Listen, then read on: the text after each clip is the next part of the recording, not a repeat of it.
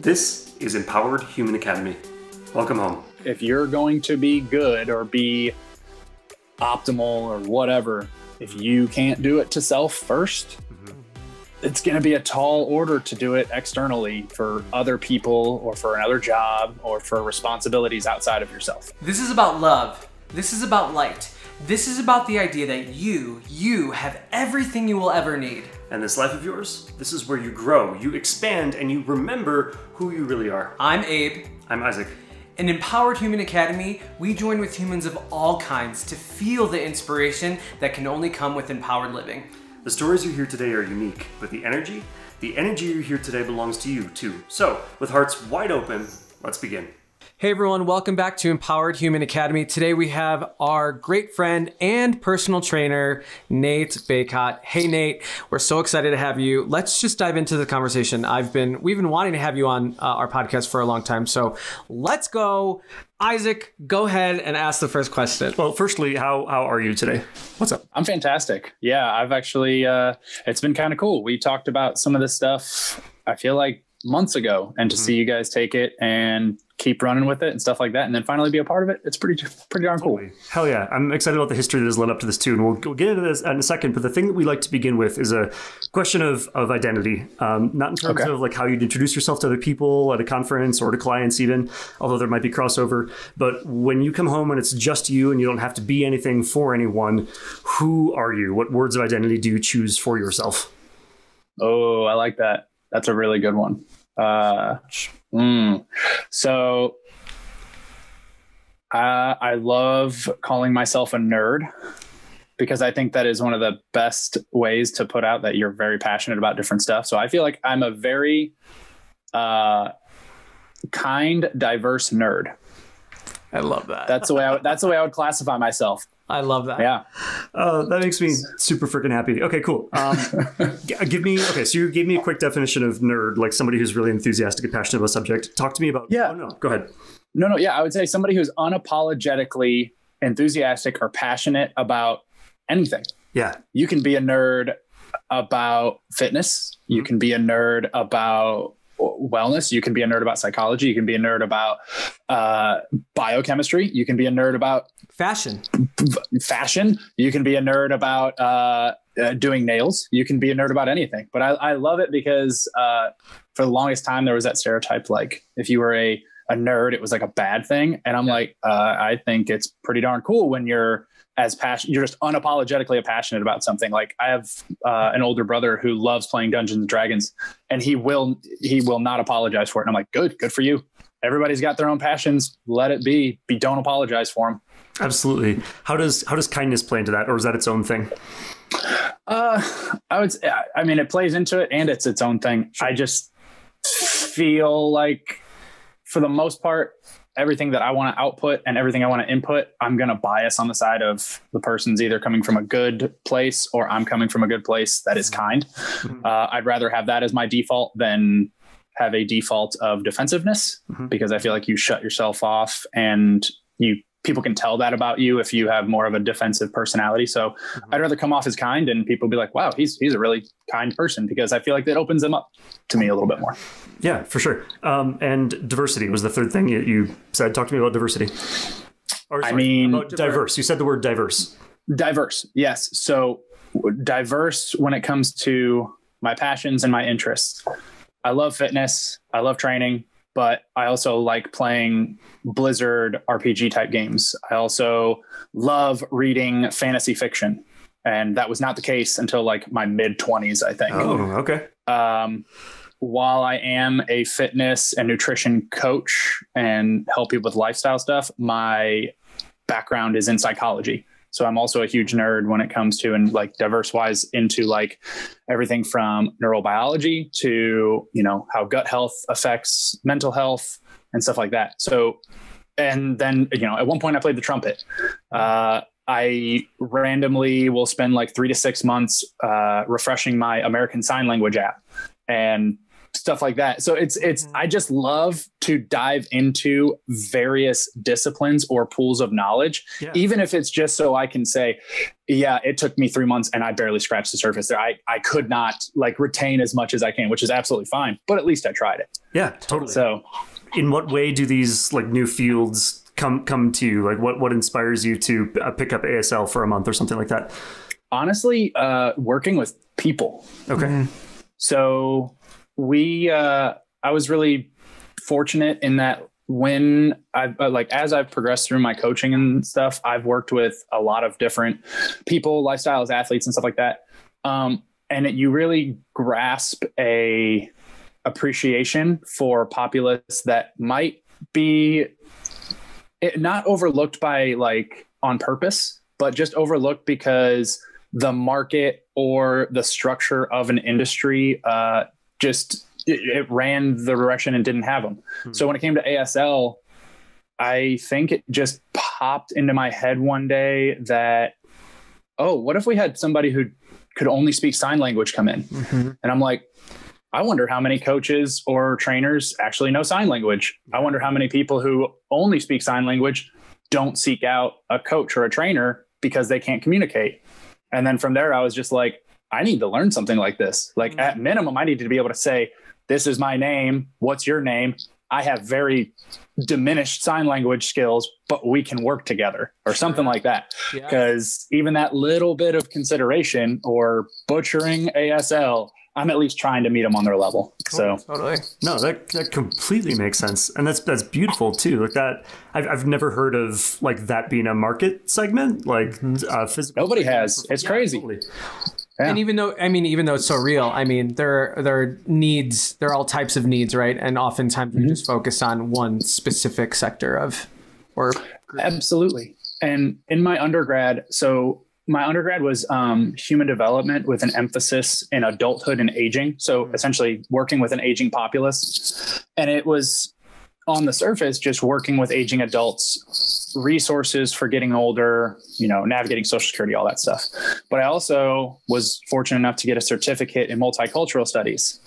And what I found was when you're working with adults that come from various socioeconomic, different ethnic backgrounds, stuff like that, if you don't know at least a decent portion of the way that culture or that history is, you might as well be speaking different languages when you're trying to help them. So context on their background is everything. And then you start expanding that out. It's like, okay, we have an aging populace. Okay. We have a deaf or a mute populace. Okay. Now we have potential for adaptive people who maybe they have 2 wrist fusions, maybe they have vertebrae fusions. So it just expands out. Like I love working with people, so I don't want to be really limited. Yeah. So when you got your master's in what? Education and counseling psychology with an emphasis in sport. So it was the blanket term was positive coaching. Positive. Okay. So talk to me about positive coaching. You've been our coach for a while now. We've done a lot of, things together in the gym and outside through traveling. And a reason why we love working with you is because you it's not just about the deadlift. It's not just about the squat. It's about like what's going on before and after and during in the mind and the body. And I'm just curious about if you can share your approach in positive coaching and why it's important. Yeah, absolutely. So I'll try to keep it brief because I could talk on it for a very long time. Totally. But the idea behind positive coaching or using coaching as a means to work with people is that I am actively working with various people to seek out appropriate doses of stress. And that could be, somebody who has never done physical activity before and giving them 3 sessions a day of 10 minutes of climbing stairs.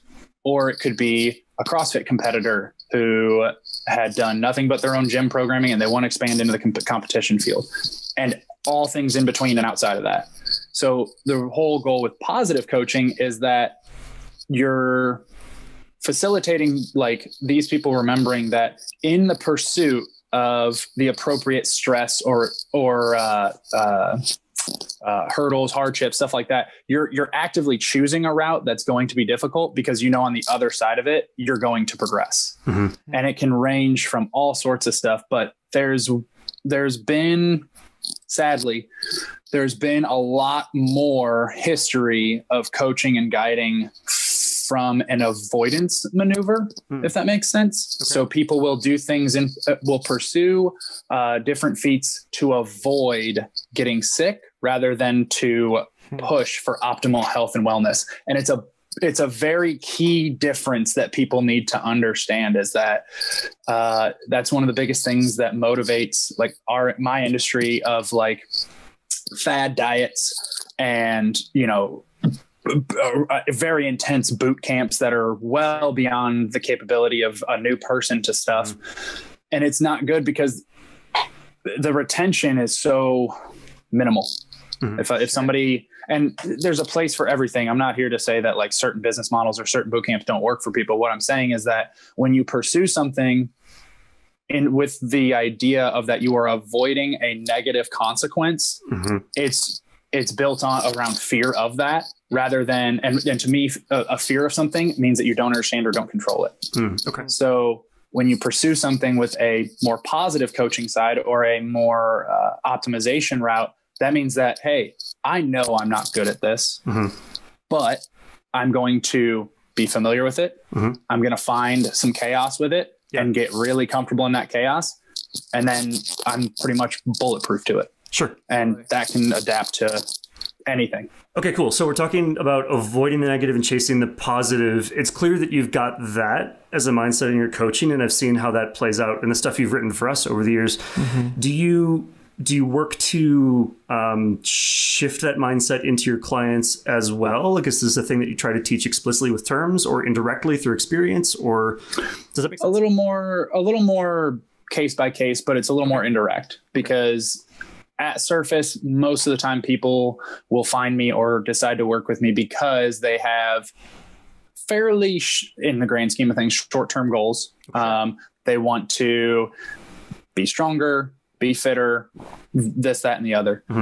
But in that pursuit, I'm a big fan of building habits and strategies into your life rather than giving something that can be so amazing and beneficial and ripple out to so many things like fitness and health and wellness and nutrition.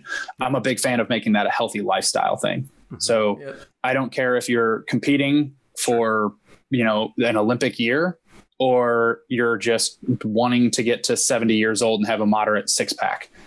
Being healthy, being fit, having a control over both the psychological and the physical side of yourself, it can only improve, or it can only be a good thing as long as you stay on top of it. It doesn't matter how do I say this? It doesn't matter to me the avenue in which you do it, but you have to have some degree of it in your life and plan to have that in order to have in my opinion, a healthy, long, successful life. Sure. That distinction feels related to what you said earlier about using coaching as a means for working with people. Like, it might not even be specifically about the act of coaching. It's at least what I heard in those words was that it's more about like getting to work with people. What's your relationship to that? Like, they may approach you for something specific right now, and that specific might be coaching.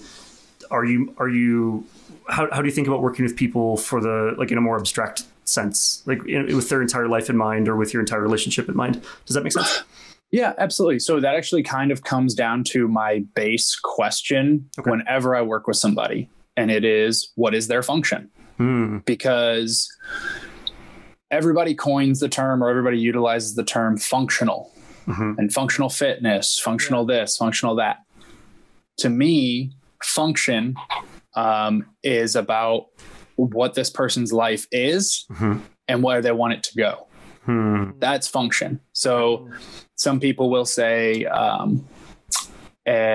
isolation exercise like curls or something like that is not a functional movement.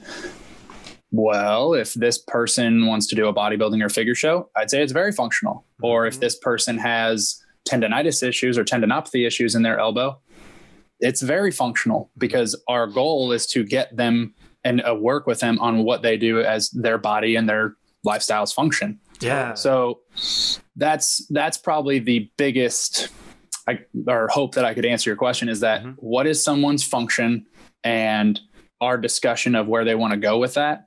And I kind of have to meet them there and then slowly guide them, but staying within the confines of what their function can be. Cause if I didn't take someone else's function in their life in mind, I'd be writing very irresponsible assignments and goals and action items and stuff like that because it wouldn't fit. It's like taking somebody who's doing powerlifting and being like, you're a mom of 3, you can do this. Yeah. No, that doesn't make sense. That's not their function. I've got this big grin on my face because this feels like it turns upside down, like the model of like you have a need and I have a no, not upside down. I was going to say it turns upside down the model of like you have a need and I have a service. Like this is not just transactional. You're discovering something unique every time you interact with a person, which is there any trouble with scaling that? Like you have a business. How do you do that kind of one-off unique discovery every time? Does that make sense? So more often than not, when I have initial conversations or athlete questionnaires or evals, I'll find that the person I'm discussing stuff with more often than not doesn't need the services that I can offer. And it's because, and mind you, I never really try to turn away people, but I also do not pull them into my services unless I think they're going to adhere and they're ready to do that. Totally. Having said that, anytime I leave a conversation with someone who wants to work with me directly or wants to pursue something that they came to me for advice for, we kind of give them a good, better, best option. And more often than not, they'll leave the conversation with a good option, which is, hey, here's this free resource of 2 to 3 bodyweight workouts a week. And here is, a link to a really short food article that breaks down how to make your meals balanced. And it's like, if you can do that for a month, I'll check back in with you and let's see how you're feeling. More often than not, that will work with their budget. It'll work with their timeliness and their finances. There's a lot of factors that go into it, but I think that's kind of a unique thing in that like probably about 75% of the people that I talk with, I don't end up working with right away. Because you have to have certain ducks in a row or certain, you have to make yourself mentally ready to adhere to new changes, habits, and stuff like that. So if you can do really simple stuff on your own and hold yourself accountable, perfect, you'll work with me. But I feel it's really irresponsible for me to be like, all right, I'm going to take you through a 2-week assessment and then 3 months of programming, and you're going to pay me this for the next 3 months. And that be the end of our conversation. That's kind of irresponsible of me, because that person might be putting themselves into a real financial bind to make that happen, as well as we have not really established like communications and or boundaries of what they're actually willing to change. Totally. I love this from I'm going to coin a term, holistic business perspective. Like the way that you are as a business person then makes you good for the entire system, not just good for yourself. Then that feels really important. And you talked about being, ready to make that change, and how, like, in your own experience with working with people and just in your psychology work, how do people know if they're ready to make that change? And how I've also noticed that, like, in the process of becoming something new or developing new habits, in this case in the gym or something, it took a long time for me to even realize if I was ready. I just kind of like went in for it because I wanted to change, but I didn't know how long it was going to last. So how can one, I don't know, be aware of kind of the journey ahead and realize if they're ready or not? Does that make sense? Yeah, absolutely. So it's interesting because it's almost like a salesy tactic, but in conversations with people, a lot of times they will give you the answer and it's up to you to formulate the questions around it because it challenges their answer. They already have something preconceived in their mind. So what I like to do is when somebody comes to me and they're like, look, I need to get in shape. I had this catalyst of a moment or something, and I need to do this. I need to do that. I need to do that. It's like, okay, well, what's your schedule like? And they list it off, and they're, I don't know, a 55 to 60 hour a work week at like a loan officer or something like that. It's like, wow, you have a really limited schedule, don't you? It's like, yeah, I do. It's like, okay. What is your background and experience? Then I list that off, and sometimes it's nothing, sometimes it's a lot. And by basically structuring these questions to challenge what they have in mind for themselves, they'll get to a point where they're like, maybe I really am not sure that I know what I want, or I'm not sure what I want. And that's when the real like mapping can take place, because I'm essentially illustrating that if you come into a conversation with your mind already made up to a professional, one of two things is going to happen. They're going to give you exactly what you want, which is very rarely what works. Totally. Right. Why did you seek out a professional to essentially give you what you think you need? It's like you had no clue before this. Or they're going to break down the answer that you gave them and find a whole bunch of flaws in it for you. And then there it's like, okay, so what I really need is to find 3 30-minute windows in a week where I can be active. It's like, now we're talking about what you can do. So that's, like I said, about 75% of people will leave our conversations with action items that have nothing to do with me.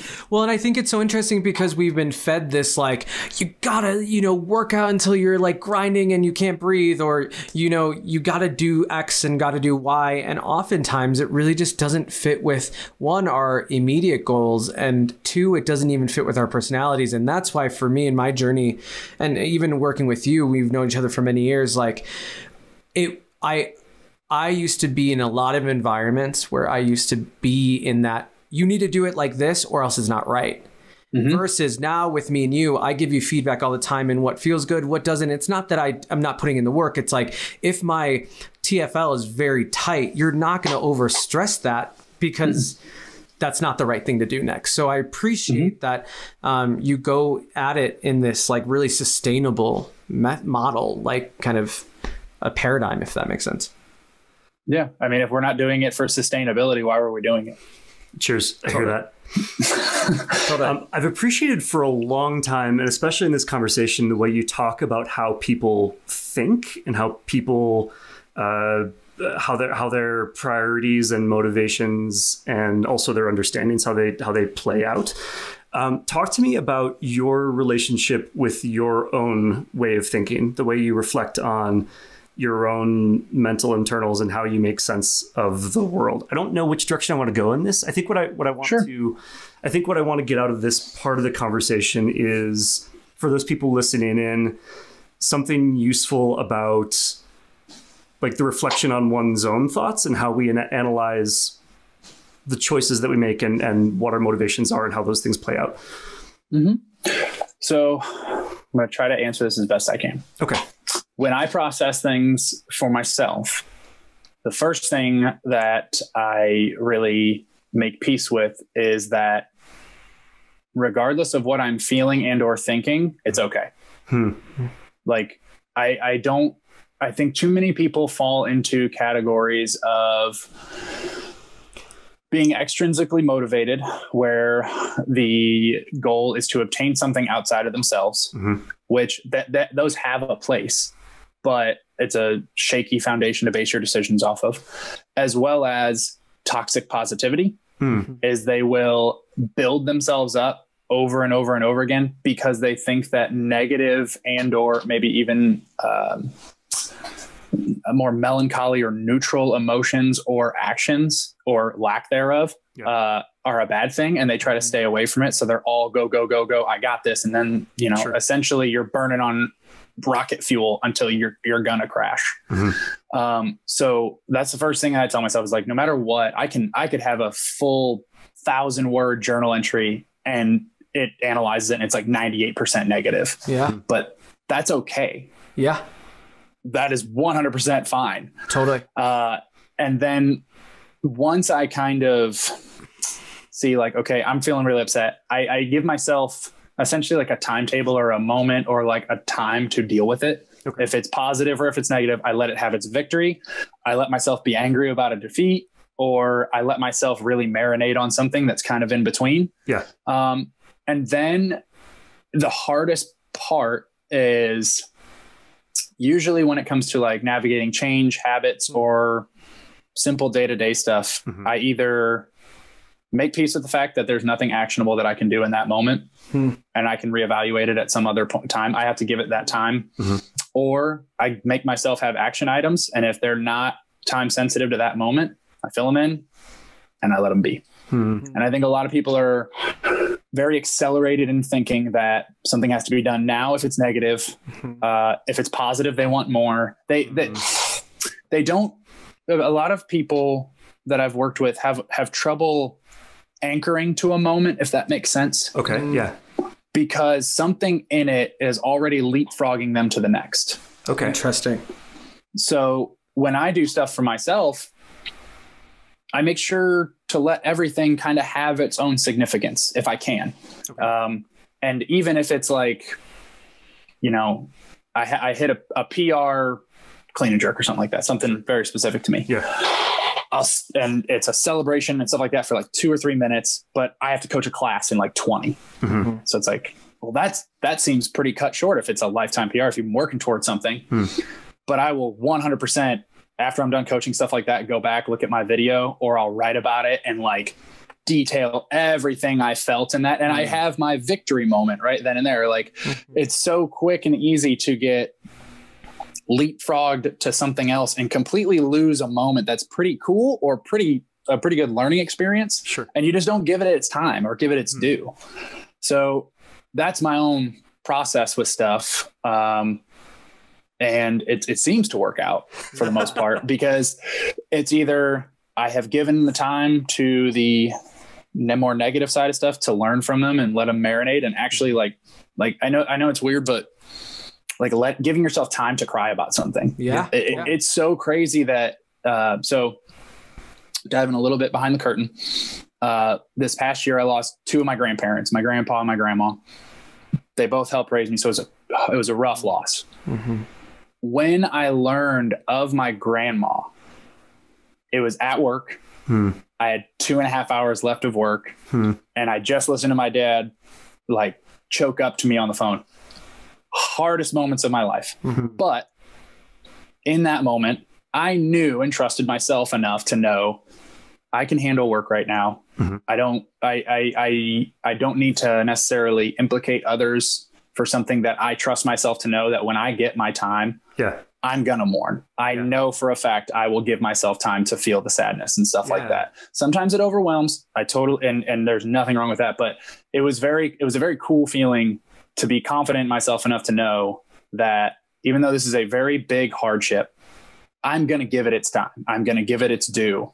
It's just right now, I know and trust myself enough to know that it's going to come later. So I don't have to let it consume me and or leapfrog me into radical decision-making, right? Because it's a very easy situation to do a panic move and be like, I need coaches to cover me. I need to do this now. It's like, whoa, wait a second. You know yourself. You know that you absolutely loved your grandma with everything that you could. You know, you want to be there for your dad, but nobody's going to benefit, especially me, by making these panicked leapfrog lateral moves. It's like, I can push this off for 2 hours. And when I got home, I bawled. I sat in this exact chair. I think I wrote, probably 1,300 words, just a straight write up about her. I called it A Mother's Love because she, oh, don't get me started. So I called it A Mother's Love, but so that was one of those times where by practicing the way I've been practicing, I knew I could handle these negative situations because I knew I would make time for them, prioritize them, let them marinate, learn from them, and move forward. Yeah, that's fascinating. I didn't expect that a discussion that involves like anchoring in a moment to include stepping back for a sec and giving ourselves the permission and trust to reorganize how those moments kind of occur in time. That's interesting. Most discussions that I've heard about like feeling your emotions tend take like it's a binary. Like either you're shutting down your emotions and that's bad and you shouldn't do that, or you're doing the right thing, which is to let your emotions have the time. But the trust thing, the trust to allow myself to like deal with what I have to right now, and then give myself expansiveness to experience whatever I need to experience. Where does that trust come from for you? Because I am probably the most intense, passionate, and stuff like that about making sure this is very in tune. And I don't mean from like a physical standpoint, because there's plenty of times where I'll eat junk food. There's plenty of times where I'm almost as heavy as I've ever been right now because I'm trying to fill out a weight class, but like I've been leaner, I've been healthier, I've been all of that. But when it comes to being in tune for me, mentally, spiritually, emotionally, it's about keeping consistent check-ins and conversations with myself. And that comes from everything, from journaling, meditation, even just walks. I will go and I'll walk around my yard and I will talk to myself. It sounds insane, but if you can't have honest internal dialogue, conversations with yourself where, you know, you might be emotional or you might be the objective mindset arguing against your emotions or vice versa. If you can't have those with yourself, good luck trying to navigate them with other people involved, because that's variables you have zero control over. Totally. So in doing that for myself for years, I mean, it stems from like small journaling, stuff like that. But in doing that for myself for years and really understanding, like diving deep into the benefits of that, it makes me very comfortable at home. And this is my home. So I'm not, if I'm scared, I'm scared. Like I have no problem admitting that I've been and will continue to be scared in certain moments, or very sad to the point of tears. I think a lot of people, I wouldn't say necessarily a lot of people, but there are a lot of times where people will be so forward moving or so avoidance behavior and stuff like that, that they don't check in with themselves, and they'll get to these crazy situations where they look at their life and they're like, how the heck did I get here? And I am not happy. And so it's pretty amazing. Well, and it's cool because you're continually checking in with yourself. So that way, when you reach a place, you know what you're dealing with in all ways. I'm curious, and this might pivot the conversation a little bit, but it has to do with like, you kept on saying, I want to be at home, and you pointed to your body, like it's really connected. And I feel like sometimes in a culture that where masculinity is a thing, have you ever felt like judged either by yourself or other people that you were like in touch with your emotions as a man? Sure.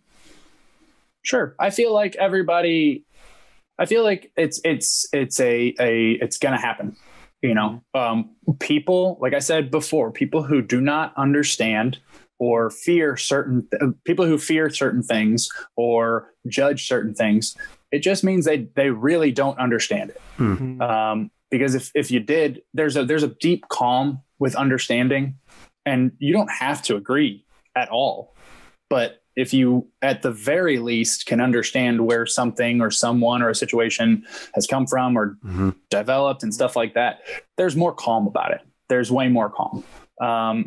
And so there's been a couple points in my life where, how do I put this? Where the potential to have very little and or nothing but self was very real. Okay. And in that, I knew I needed that to be a very comfortable place. Yeah. Yeah. You talked already about like a couple for verticals for that. You talked about like physical, mental, emotional, spiritual. What for somebody who's new to the concept of establishing like a sense of comfort at home or considered oneself as home, what would you say to somebody who's just, it's just now dawning on them that can feel like home? take a look at your home, really be honest with yourself about things that are messy or you don't like, or you want a little different. And at some point, not right then and there, but at some point, make a plan. And, you know, it can be something so subtle as, you know, I have a journal right here that I love. Yeah. It's the 5-minute journal, and it's literally got morning prompts and afternoon and evening prompts. And it's, I think you write 8 sentences in it. And so if you take those short moments that you might have and take a look at your home, as it were, and there's something that has consistently egged you on, like, I know this is weird, but like, if you come into your living room day by day and you're just like, I am not a fan of where that couch is. And that is something you say to yourself every single day for 2 weeks, and you see it popping up on paper. I'll be damned if you don't move that couch at some point. Like, either you move that couch, or 6 months down the road and you're going to bang your shin on that couch and you're going to be like, why is this couch here? And you're like, you know, I told myself for the last 6 months, I need to move it. And so it's a really kind of a wake up call when you can write that stuff down, or at least, tell yourself over and over and over again that there are certain things that are less optimal, or there are certain things that could be amazingly optimal that you want to make sure are prioritized. But either way, by doing those self check-ins on that stuff, like if I'm talking to somebody new, it's how often do you really give yourself an objective look inward? And a lot of people don't. And it's because there are so many distractions. Everybody wants to work harder, earn more, experience more, you know, eat the best food, but at the same time, eat healthy. It's like, there's, like I said, we've had these conversations. There's so many nuances to all these decisions that are external. Yeah. And then if you just sit back and look at it and be like, am I comfortable just right here? Like, if you're hungry, you eat. Yeah. But if you take a look back and you're just like, why do I feel like crying at the end of a work day? It's like, be honest with yourself and change something. Yeah. So getting people to turn inward on a schedule, or at least fairly regular, is one of the biggest pieces of advice, and writing things down. That's the 2 biggest pieces of advice I would give to people on any of that stuff, because you are gonna see some trends. Cool. That's almost hilariously contrasting. Well, so simple, yes, but the notion of like the grand philosophical exercise of self-reflection, do it on a schedule and write it down. These are very concrete steps. Yeah, because and like we talked about before, if you go to seek out somebody, like if somebody comes to work with me, and they don't check in with themselves, they don't know how they got there. The catalyst that brought them to me was something dramatic and out of the norm, and all this other stuff. I can't help them. I can try, but they don't have the answers as far as what they're feeling. They can't even tell it to themselves. Yeah. So if I have a 30-minute flow session and it's like, how did this feel? It was fine. It's like, nah. Like, what does that mean? Do you say that a lot about a lot of things? Like, how was work today? Fine. How'd you sleep? Fine. It's like, And what's your relationship to that when you see it in somebody that you are working with, or who wants to work with you? Is that something that I'm not going to put words in your mouth. What do you do as a service provider in those situations? I'm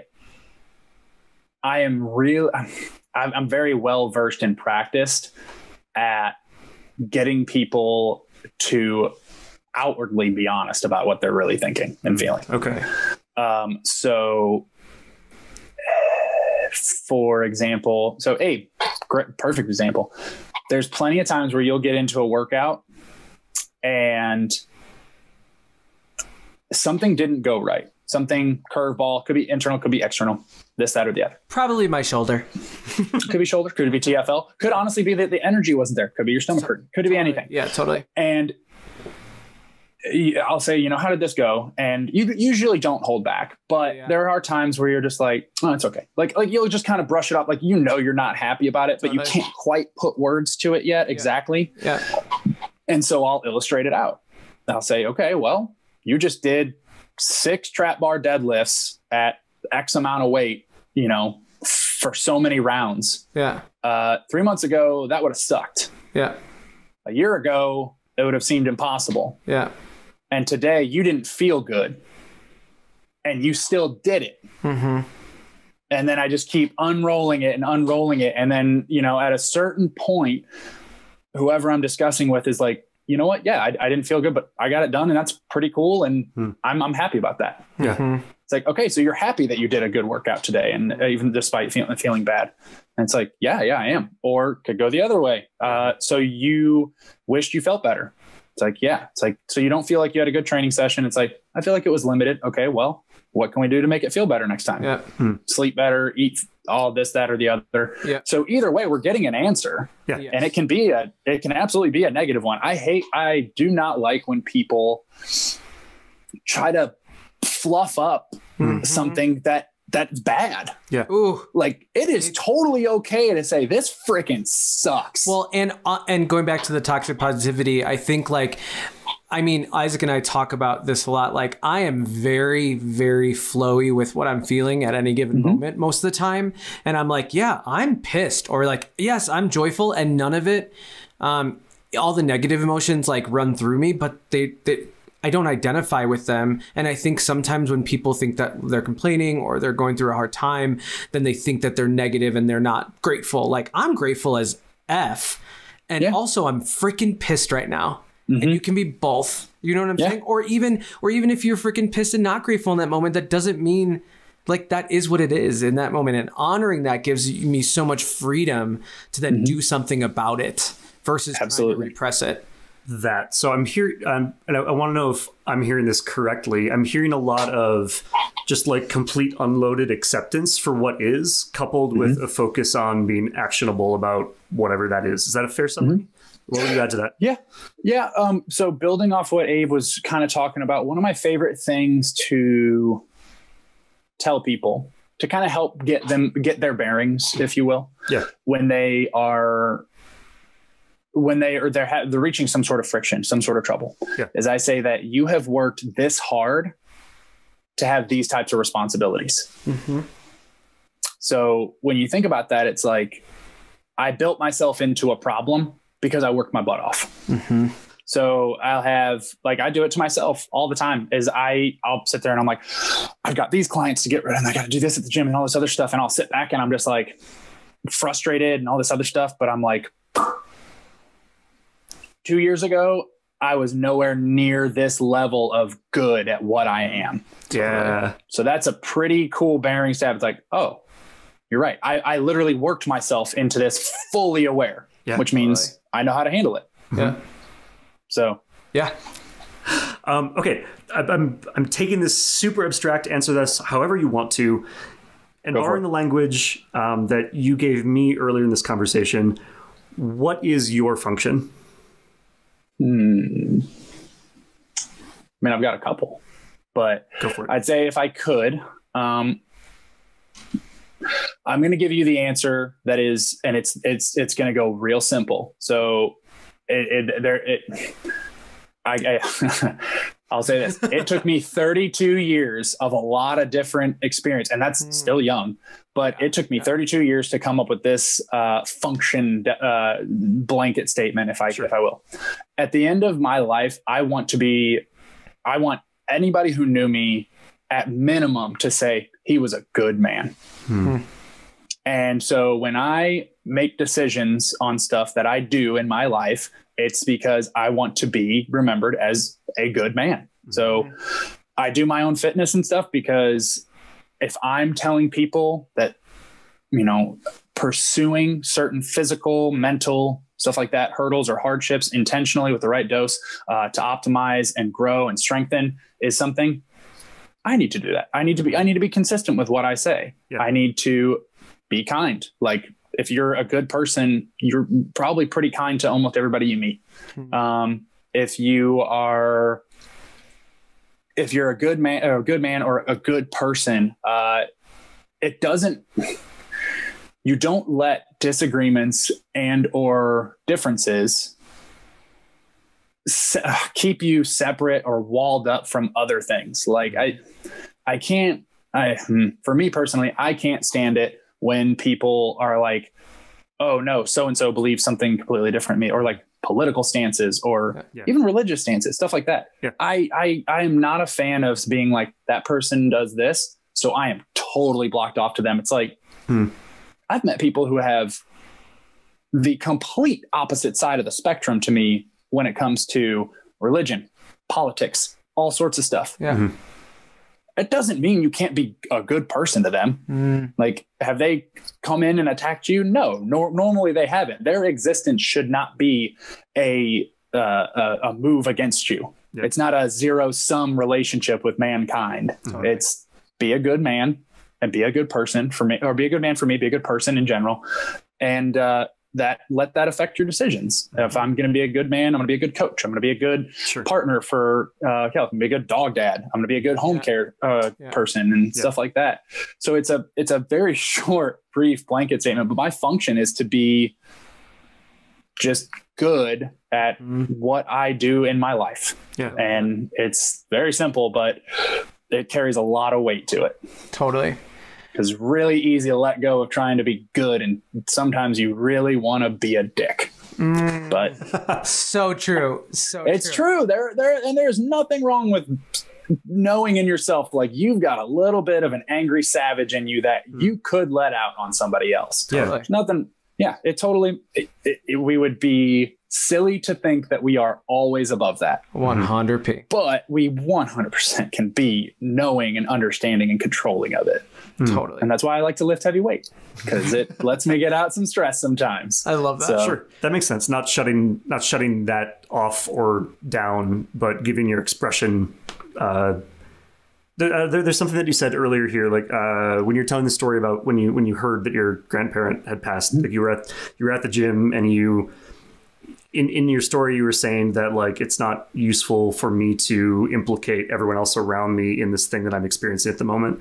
So giving yourself, I guess for me, this comes back to what you said earlier about giving yourself an intentional moment to experience something that you need to feel through. Is that right?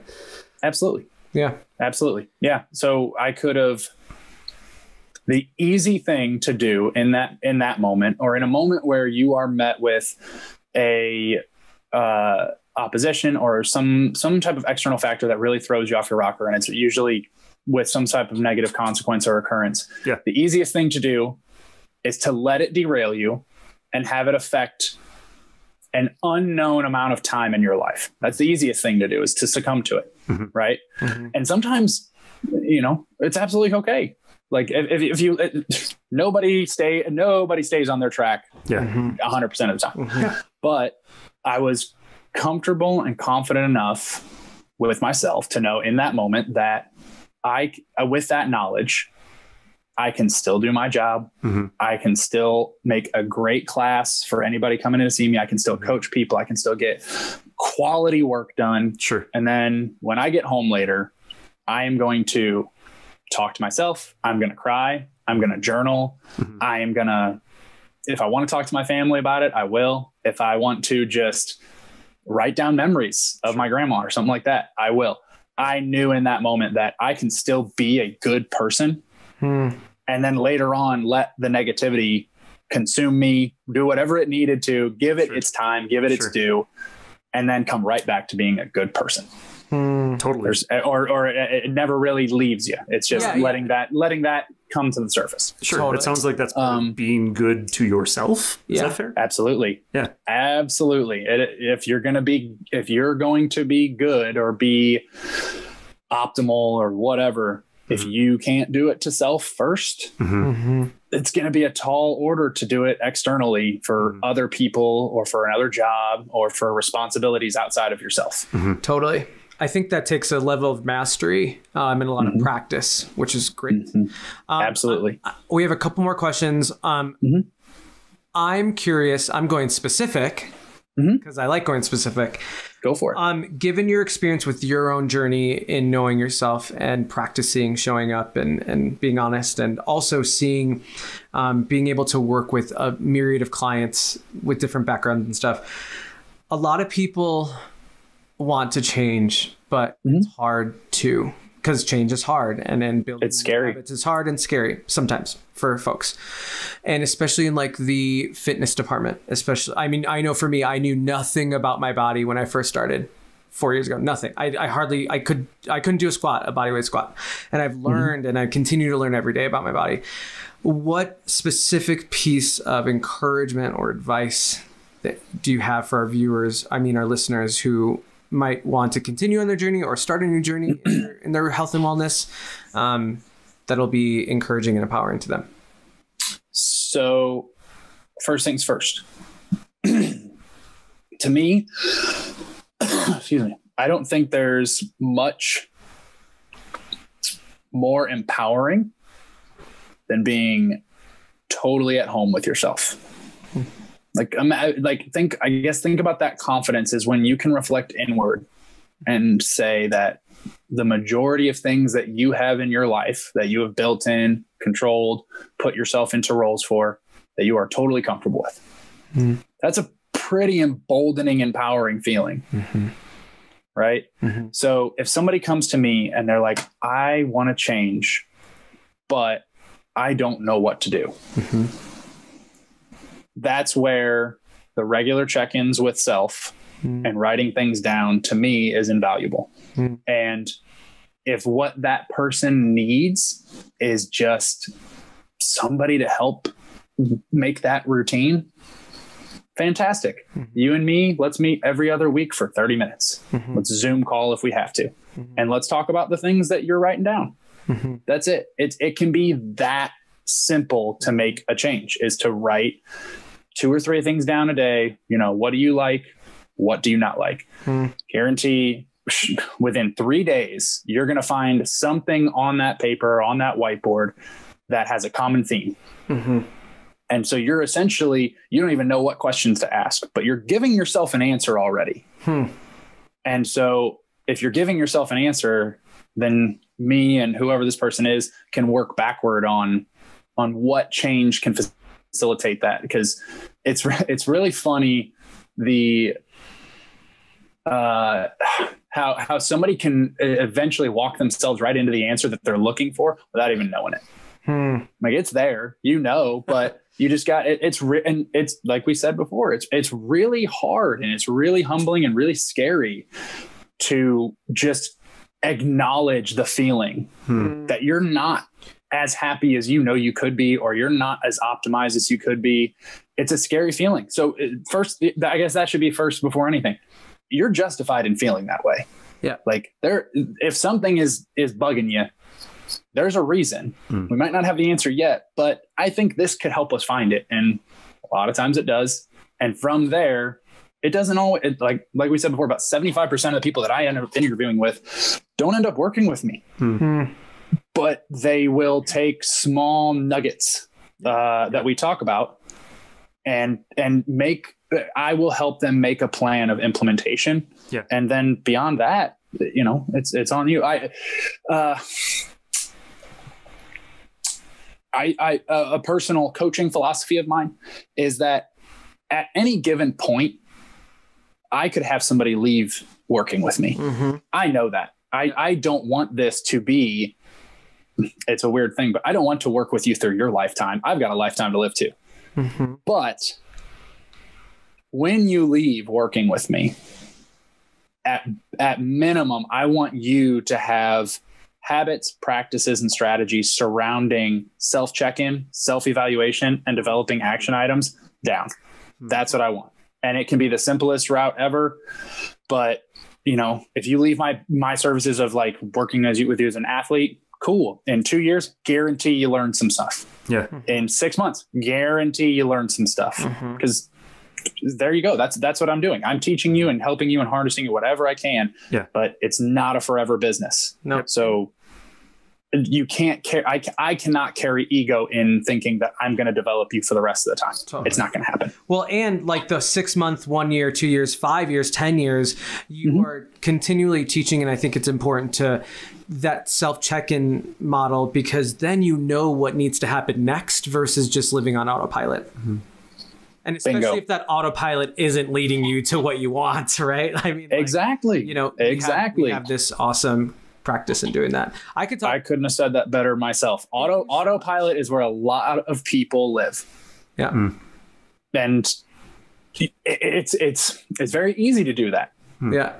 It's very easy to do that because there's a lot of things that can, you know, you can click an app on your phone 3 times and tomorrow you will have exactly whatever item and or food and or something that you need. Like it's very easy to find an autopilot and just cruise. Totally. But we also there's terms midlife crisis. There's terms of like, you know, people trying, you know, weirdly enough, like figure competing or bodybuilding or something like that in their late 30s and 40s. It's like well beyond a time of like preconceived. That's not your optimal condition time. It's like I know some very fit, good looking 40 to 50 year olds who to really prioritize that stuff didn't do it before 30. So yeah, it's like you said, autopilot is where a lot of people live, and it's. And I try to automate the best I can to make that autopilot as high and as healthy as possible, while also checking in with myself along the autopilot, if that makes sense. Like the habit of going to the gym 5 days a week is amazing, and that's on autopilot now. And also listening along the way. And we chatted this morning about changing things up in 6 weeks a little bit. Like it doesn't need to be the same thing all the time. So I want to bring it back to a conversation you and I had about 2 weeks ago, where you had there was a little bit of a there was like a friction in your mindset about stuff where certain workouts got missed or certain accessory pieces, or you guys were getting really busy, I think. And we had a discussion about how your baseline of being fit, or your baseline of the way you have structured your life, it's okay for certain things, certain components of your life, I should say, to be on autopilot, as long as you know and you intentionally set them there. Totally. Right. Yes. Like you with your nutrition, like you know that you like to eat a certain way, certain healthy levels, stuff like that, and to give yourself certain allowances. Yeah. So when it comes to the end of a week and there's opportunity for a treat or a drink or something like that, your autopilot is like, yeah, I'm totally balanced this week. I know I'm okay with that. Yeah. But you made that choice. Yeah. And you are fully comfortable with that choice. A lot of people are on autopilot and have no clue how they got there. And so when they realize it, it's a very uncomfortable spot to be, autopilot 36,000 feet and no clue where you're going. Ooh, yeah, so true. We need to wrap this up.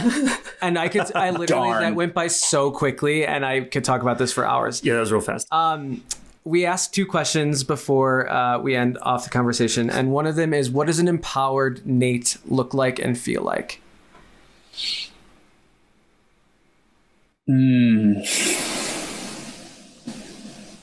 I guess, can you elaborate just a smidge? Take it however you want. I know that's the hard part though, is I'm like, I can throw my words around it. Like when you're feeling lit up and you are entirely alive. yourself, and your expression is the best expression of you. What does that feel like and look like? Okay. This might sound a little cheesy or maybe even a cop out, but my most empowered self is when I have in the moment a direct influence to somebody else achieving something that possibly was like thought impossible. Like I think one of my happiest, most celebratory times as a coach was at FAST. I had a class, but only one person showed up, and it's a mom of 2, working mom. She was just the quintessential like mom badass. Yeah. And she just had these. She had a lot of preconceived notions about what she was and wasn't capable of, or, ways things would be structured for her. And on that day, she deadlifted, I think it was 315. Wow. And on her previous max, I think she had only hit like mid 2s. Yeah. And you could always see when she got up to the bar, almost tentativeness. She's just like a lot of internal dialogue. Right. And so when she lifted the 315, the second that bar broke the floor and got to the top of it, she screamed at the top of her lungs throughout the entire lift. And I wish I had video of my reaction because I was springboarding around that room. We were the only two in there. But as far as what I look like empowered is when I have some type of small hand in somebody helping somebody achieve something like that. Yeah. If I can do that, I am elated for hours on end because I love pursuing stuff myself and stuff like that. And I will get rowdy after a good lift. But man, to see that realization of somebody opening up essentially a whole world of possibilities from something so simple is incredible. Yeah. I feel it. So yeah, that's super well. Yeah, that is my most empowered feeling when I see somebody's face light up like I am freaking capable. And this is just the beginning. Like it's just a boom. Yes. And I'm like, hell yeah. That's a good moment. Amazing. That is an empowered moment for me. I love that. I can tell it's the veracity of that is very clear in your body language and tone and all that jazz. Last question. We are right at time. Yes. What do you know for sure? What do I know for sure? I know for sure you two are awesome. But also I know for sure that if you have a really good understanding of self, there's very few things that you can't handle given the right amount of time. I love that. Excellent. Thank you so much. This went by in about 2 seconds, but it has been a full hour. Yeah, I feel honestly I'm like 10 minutes in. I know. Totally. That's what you call flow, and it's actually real. So Nate, thank you for your time. It is a delight talking with you and working with you. You're awesome. That was a blast. Hell yeah. We got to do it again. Yes. Cheers. Talk Thank soon. you, Nate. Bye. Bye. This podcast is the work of Lightward, our company, named for that toward the light direction which informs every single thing that we do, including money, which means, like everything else, the way we earn revenue is not based on industry norms. It's based on what feels deeply right and aligned by passing through the door that feels like it has more behind it, not less. And the way we keep this podcast going is all Lightward. It's pay what feels good. It's an exchange of value between you and us. We're keeping conventional podcast advertising totally out of this. And here's how Pay What Feels Good works. We give you this episode because it feels good to do so. And you consider, honestly, what number of dollars this episode is genuinely worth to you. I do not care if that's $3, $1,000, or literally $0 and a heart emoji, as long as that trade genuinely makes your day better. And the energy there is the entire point. That is what we're building our business on. No advertisers, no selling your attention, just you and us, trading value in a way that builds us both up. So whatever the number, when you're done listening, head to empoweredhumanacademy.com and hit the Pay What Feels Good button. We use this policy across all of our company's work, and I'm really excited to bring it here to the world of podcasts. This is us voting for the world that we want to see. Thank you for being here.